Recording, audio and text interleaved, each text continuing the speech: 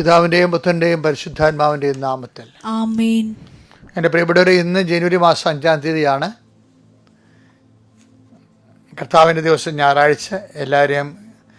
എല്ലാവർക്കും സ്നേഹവന്ദനം. സന്തോഷമായി നമുക്ക് പ്രത്യക്ഷ പ്രാർത്ഥിച്ചെല്ലാം അനുഗ്രഹം പ്രാപിക്കാം. അമ്മേ പരിശുദ്ധമ്മേ, അമ്മേ പരിശുദ്ധ ദൈവമാതാവേ,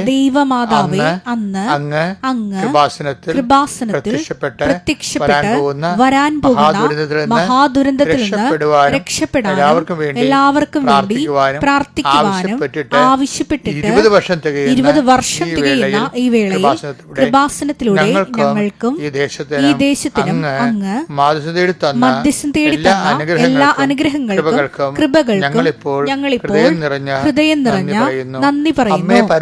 അമ്മേ പരിശുദ്ധ ജപമാല മാതാവേ, സകല കൃപാസനം പ്രാർത്ഥനകളോടും ചേർത്ത് ഞങ്ങളിപ്പോൾ പ്രാർത്ഥിക്കുന്ന ഈ കുടുംബത്തിന്റെ പ്രത്യേക നിയോഗം. മക്കളെ, ഇന്നത്തെ പ്രാർത്ഥന ആവശ്യം പറയുക.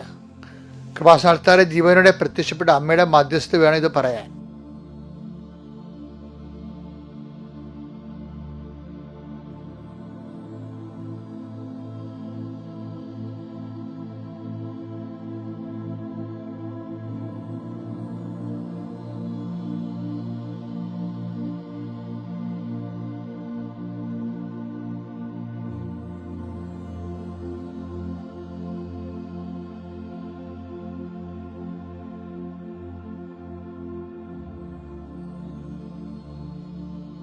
അമ്മയുടെ പ്രത്യക്ഷീകരണത്തിന്റെ ഈ ദ്വാദശക വേളയിൽ ഞങ്ങൾക്ക് സാധിച്ചു തരുവാൻ കനിയണം. വിശ്വാസ പ്രമാണം.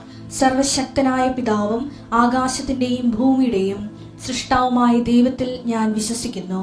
അവിടുത്തെ ഏകപുത്രനും ഞങ്ങളുടെ കർത്താവുമായ ഈശോ മിശിഹായിലും ഞാൻ വിശ്വസിക്കുന്നു.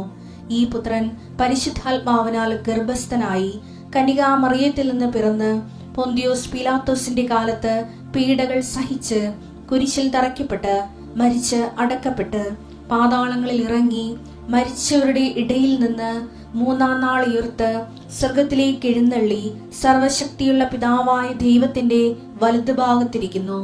അവിടെ നിന്ന് ജീവിക്കുന്നവരെയും മരിച്ചവരെയും വിധിക്കുവാൻ വരുമെന്നും ഞാൻ വിശ്വസിക്കുന്നു.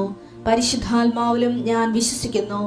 വിശുദ്ധ കത്തോലിക്കാ സഭയിലും പുണ്യവാന്മാരുടെ ഐക്യത്തിലും പാപങ്ങളുടെ മോചനത്തിലും ശരീരത്തിന്റെ ഉയർപ്പിലും നിത്യമായ ജീവിതത്തിലും ഞാൻ വിശ്വസിക്കുന്നു. ആമേൻ. സ്വർഗ്ഗസ്ഥനായ ഞങ്ങളുടെ പിതാവേ, അങ്ങയുടെ നാമം പൂജിതമാകണമേ. അങ്ങയുടെ രാജ്യം